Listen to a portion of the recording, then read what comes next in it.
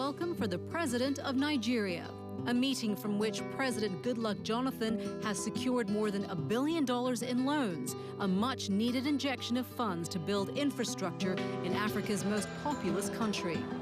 But China is not the only powerhouse to befriend the resource-rich nation. As Africa's biggest oil producer, it is also the 5th largest exporter of oil to the United States. But Nigeria's growth is coupled with crippling challenges. Corruption, poverty, and violent attacks by militant Islamists continue to plague the nation. And it is up to this man to spearhead change. The former academic turned state governor made an unassuming but meteoric rise to inherit the presidency in 2010. Since then, the economy has strengthened, but in a country that is half Christian, half Muslim, and home to more than 250 ethnic groups, some criticize President Jonathan's approach to the country's critical issues as slow. This week on Talk Asia, we sit down with President Goodluck Jonathan in Beijing to talk about Nigeria's relationship with China and his strategy in addressing the problems stunting his country's growth.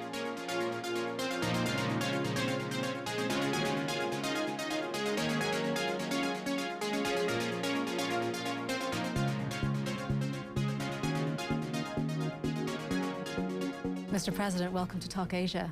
Thank you. You're here in China on what is being described as an historic state visit. You've got more than a dozen ministers, government ministers, traveling with you.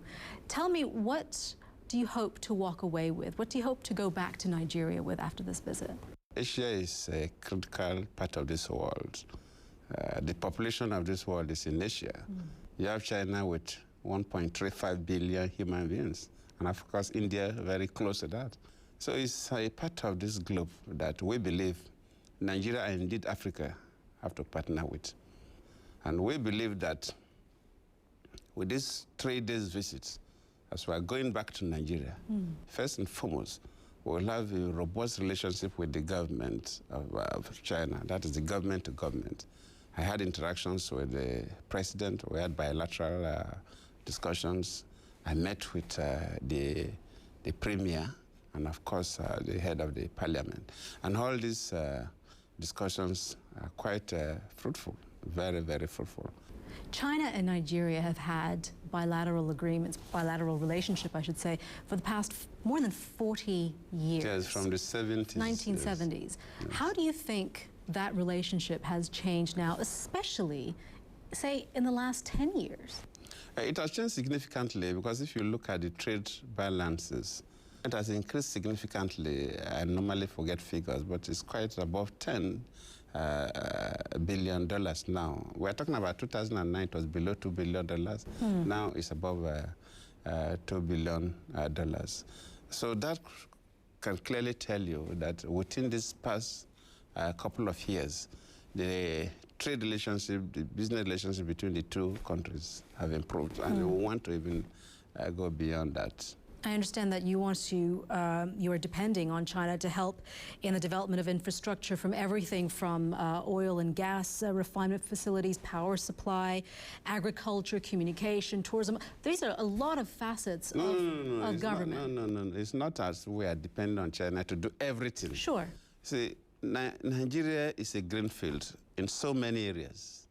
If you talk about oil, which is mainstay economically, oil and gas. Sure. The Chinese companies are not taking up to 5–10% of the activities there. They are mainly Western companies. So it's not as if everything is going to China, or we expect Chinese companies to come and develop our sector. That's not quite true. The power sector, most of the big players, Siemens and others, are involved in our power sector. Yes, we also expect Chinese, because we are discussing with Chinese for 2 hydro power projects. So these are areas of cooperation. But it will be completely wrong to say that we're expecting China to invest in Nigeria and produce from toothpick to aircraft. No, that is completely Are there any concerns with dealing with China? We expect business people from all over the globe. Just as I'm here in China, I'm not concerned about dealing with any country.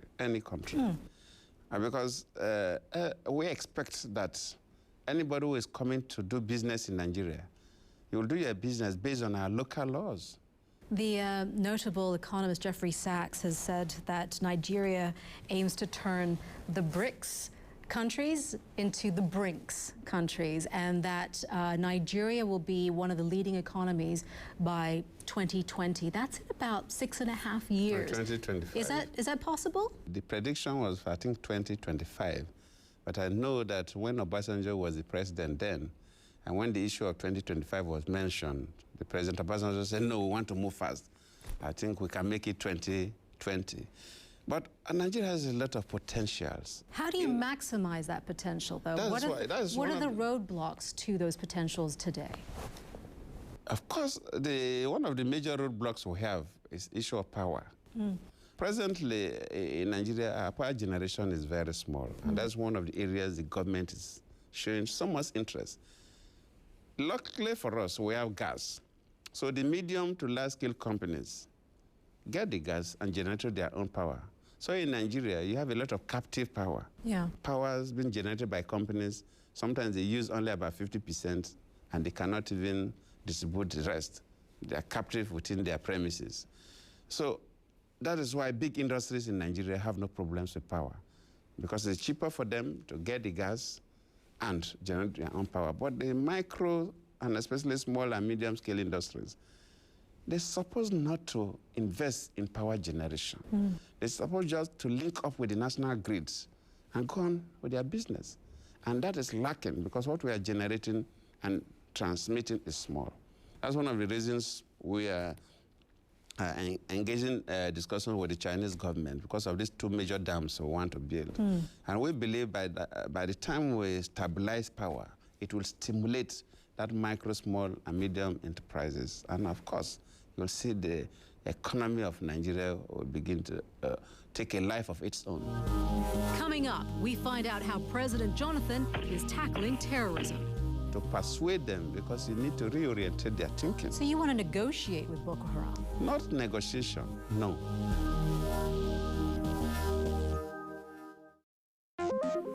Thinking of banking in Africa? Think Zenith.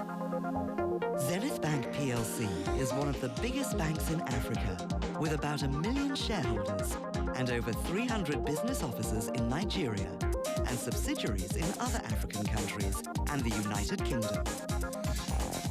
Committed to the best possible customer experience. Zenith Bank, in your best interest. People in over 150 countries enjoy the goodness of Thai Hom Mali rice. Nourished by nature and cultivated by hand.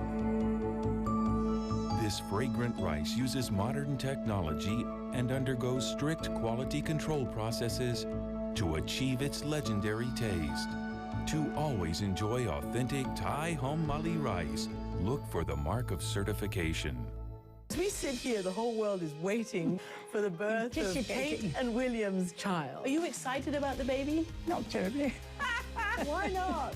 Well, you know, everybody has babies. Heir to the throne? Yes, I know. History? Yes. All right, I'm prepared to be excited. This is being at the heart of the story. What life is that baby going to have?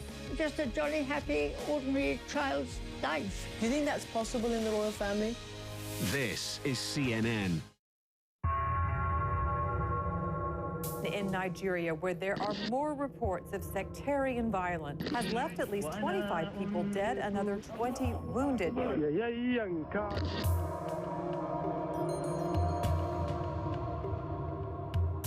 This was another attack carried out by the Islamist group Boko Haram. This year alone, they're responsible for more than 500 deaths across the northeastern part of Nigeria. A pair of bomb attacks in Nigeria, both targeting churches during Christmas Day celebrations.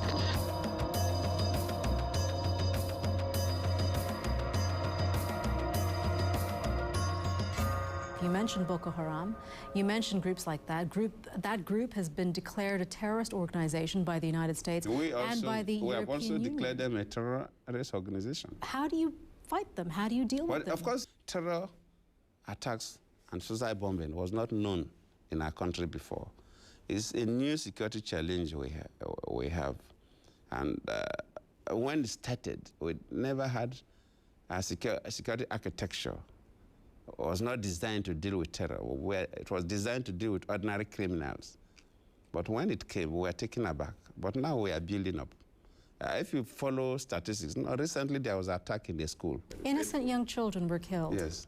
But in terms of the frequency or the incidence of happening, it has gone down drastically. And we are working very hard. And I believe if you are to interview me again, probably in 3 months' time, you will maybe praise me that this government have tried in terms of How are you tackling them? Of course, you are tackling terror from various angles. First and foremost, you must stop them or reduce their effect by military intervention. That we have done, and that is why we declare state of emergency in the 3 states where this terror attack is predominant. In Nigeria, for you to enter a house, whether a living home, a factory, or a religious place, you must get a search warrant approved by a court. But when you declare state of emergency, the security people are free to enter anywhere, even in your bedroom, if they suspect that there's a criminal there. And so the issue of state of emergency help the security people to search freely without contravening any law. And we've done that, and it's helping us to apprehend a number of them. But we have also set up a committee to discuss with the leadership of people within the areas, to reach out with the leadership of this so-called Boko Haram, to persuade them, because you need to reorientate their thinking. So you want to negotiate with Boko Haram? Not negotiation, no. It's done all over the world. I don't want to mention names, but it's not negotiation. The issue is not begging. But if you are somebody's daughter and you are not doing what is right, if you're in a secondary school or you're in a school, and people observe that this young lady is not doing what is right, the way she dresses, the way she talks, it's not expected of a decent girl. Some people will come through your mother and say, talk to your daughter. They will come, or your school teacher, talk to this girl. That is what we are doing. It's not negotiation. When it comes to a group like Boko Haram, how then do you change their way they think when they are hell-bent on making sure... No, what makes them think that way? That's their fundamentalist ideals. You see, that issue of terror is caused by some kind of wrong notions, either ideological issues or religious issues. And you see, it takes people to brainwash others to behave in a particular way. If people have been brainwashed, either using religious sentiments or ideological issues to make people think differently, then you have to talk to them. So we are getting people to, religious people, senior citizens, to talk to them, to reorient it. And that is what is done all over the world. So are you saying in 3 months, as you say, if we talk to you in 3 months, that in 3 months, so far, that the situation, the security situation will improve significantly. I'm not saying we'll get to zero. There's no country that you don't have security problems. There is no country in the world. So in another 3 months, the situation will be significantly better than it was. That's what I'm telling you. A lot of people will say that in order to deal with issues of terrorism, security, fundamentalist ideals, the kind of brainwashing, as you mentioned, is to, well, one, educate, but also employment, give people gainful employment. If they're earning a living, they're making money, they're making their lives better for themselves, they will not fall victim to other outside influence. Right now in your country, there is a 24% unemployment rate. with your, which I understand the age group between 15 to 24, that's at 37% unemployment. How are you dealing with unemployment and creating jobs in your country? You're asking for a lot of investment. You want a lot of investment. How is that going to trickle down to those who don't have jobs? You see, the issue of unemployment in Nigeria, because our population is big, so a smaller percentage could mean so much in terms of the number of people. And that is one of the reasons why you see we have a robust drive for investment, private sector investment. The only way we can do to reduce that is to invest so much in agriculture. Because it is in agriculture that you can employ the person who don't even have any basic education to the best person in crop breeding. The best brain in crop breeding, you need it in agriculture. Person who doesn't go to school at all, you need it in agriculture. Nigeria has a population of about 167 million people. But it's not just 167 million people.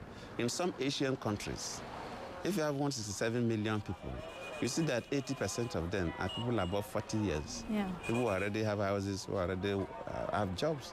But in Nigeria, 70% of that population are below 35 years. And 50% are below the age of maybe about 22 or so.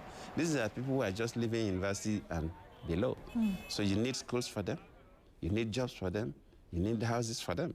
Of course, that is why our challenges, even though we are under 200 million, our challenges are more than countries that are even up to 300 million, a little more. The U.S. State Department has said that there is wide systemic corruption within the government of Nigeria. How do you then manage that? We want the world to help solve that problem.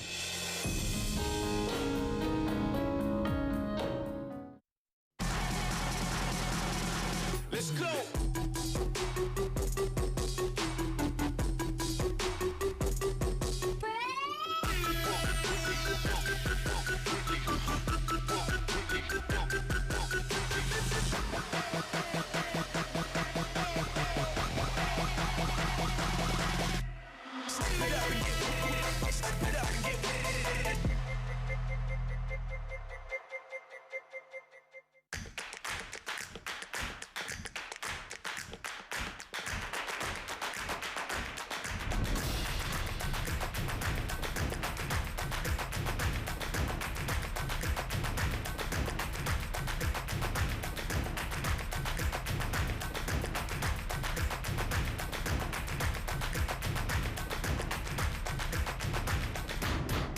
Namibia. Endless horizons, endless adventure. The table is set for you to get a different view of China. Join me for an intimate and revealing discussion with people who know China better than anyone. This month on China. I think the official definition of the Chinese dream is a re-emergence of China. It's not equivalent to the American dream. Not every Chinese person can afford to own a large vehicle or a large home. It's a view from the inside out on China, Saturday only on CNN.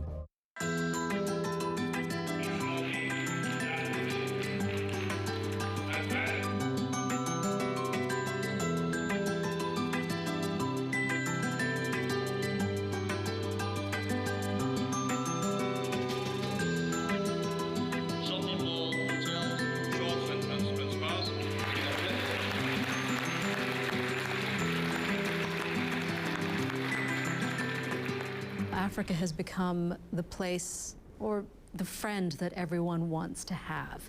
You have countries like the United States, China wooing African nations, Nigeria is an example, wanting to be a part of this growth that you're seeing right now. It's all part of that rebranding of the continent, if you will, the rebranding of the image.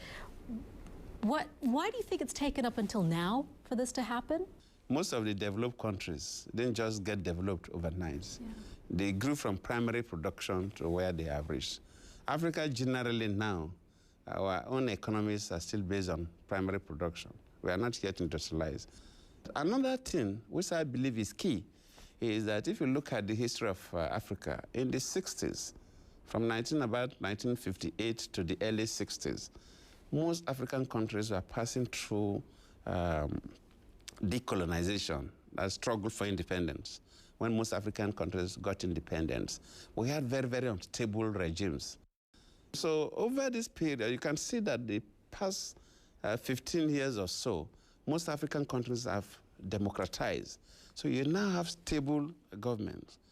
So this is the time that even African countries are beginning to plan. And you can see that within this period, African presidents and their ministers have been reaching out to the rest of the world to invite them to come and invest in Africa. The U.S. State Department has said that there is wide systemic corruption within the government of Nigeria, within not just government, but also the private sectors as well. How do you then manage that? How do you fix that? How do you deal with that? The issue of corruption, yes, is being raised. We know, yes, as Nigerians, the system is not perfect, though I'm yet to see a perfect system anywhere in the world. I take the oil industry as an example. And that is one area where people talk about corruption. They steal our crude oil and bring it to you, and you take it. Then you're as guilty as the people who are doing it. That is the position. I'm not saying there is no corruption. But we want the world to help solve that problem. You see, but we are doing our best, and I believe that for a nation, for you to solve any of your problems, whether the issues of corruption, the issues of general good governance, of course, the issues of electoral malpractices, and so on and so forth, you have to build very strong institutions. The African states, up to maybe some countries up to this time, and before this time, is that they build the governance around institutions, around individuals. You have a very strong leader that behaves like a wolf or a lion, and the whole country is built around that leader. And we felt that no, we must build very, very strong institutions. So with or without a president, the institutions must be strong. The reality is, majority of Nigerians live on under $2 a day. Not many have access to education. Not tens of thousands are illiterate. Talk to me about your health care as well, where you're the second highest number of HIV/AIDS infections in the world. So when you talk about building institutions, governmental institutions that will last for generations, where are you when it comes to education, health care, right now? Well, that's exactly what I'm saying. This is a government that has been in office for just 2 years. And when a number of things have been done, not quite wrongly, but probably not the direction supposed to go for a very long time, it becomes difficult for you to correct it overnight. Take for the issue of education. If you come to the country, we expect that for every country, everybody must pass through the basic level of education. So from lower secondary to the primary, that's 9 years of your education. We call it basic education. Ordinarily, every child is supposed to go through. Do they have access to it? Does every child have access? Ordinarily, everybody. This basic education is actually in the hands of the local governments and the state governments, not the federal government. But some states, for cultural reasons, and that's the greatest problem we have as a state. You see, as a country, Nigeria is a country where we are extremely religious people. We believe in our traditions and customs. So you have this, and those are the challenges, and that's why even they talk about HIV/AIDS. And I was a governor of my state, and I know aggressively how we pursue the issue of HIV/AIDS. You cannot do that in some states because of cultural differences and religious. So we have those challenges. I read somewhere that you described yourself once as the most criticized president in the world. What kind of impact does all of this have on your family, on your kids, when they see that all this criticism against you? How do they deal with it? You know, Nigeria is one of the few countries that anybody can abuse the president and go and sleep with your 2 eyes closed. Nobody cares. But what does that do to your family? How do they deal with it? Of course, they must adjust. Really? You must have thick skin. You must adjust. If you wake up and your father gets involved in an accident and became a lame person, what do you do? Become blind, what do? You will adjust. So they have grown up to see that, well, that is a business. When you look at your life now, would you say, and what you've accomplished up until now, would you say that you've lived up to your name and the name that your parents gave you? I came into politics as a deputy governor of my state, which in terms of the political hierarchy is quite low. A deputy governor of a province, we have 36 states. And very few deputy governors were able to even become governors. Most of my colleagues just fell by the roadside. But somehow, from a deputy governor and me as the president, over a very short period of time, from May 1999 till date, and that is why everybody said, look, this is a lucky person. So based on that rise politically, yes, I can say that I live up to the name. Mr. President, thank you so much. Thank you.